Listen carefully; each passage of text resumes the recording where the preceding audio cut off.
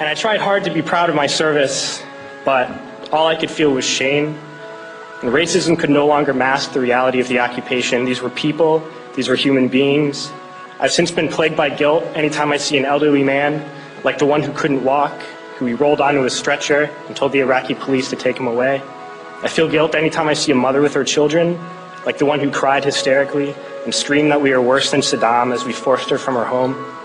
I feel guilt anytime I see a young girl, like the one I grabbed by the arm and dragged into the street. We were told we were fighting terrorists. The real terrorist was me, and the real terrorism is this occupation.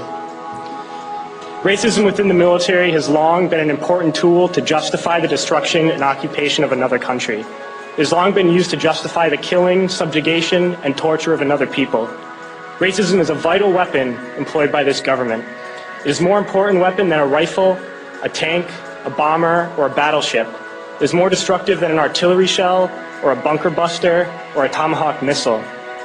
While those weapons are created and owned by this government, they are harmless without people willing to use them. Those who send us to war do not have to pull a trigger or lob a mortar round. They do not have to fight the war, they merely have to sell the war. They need a public who is willing to send their soldiers into harm's way. They need soldiers who are willing to kill and be killed without question. They can spend millions on a single bomb, but that bomb only becomes a weapon when the ranks of the military are willing to follow orders to use it. They can send every last soldier anywhere on earth, but there will only be a war if soldiers are willing to fight.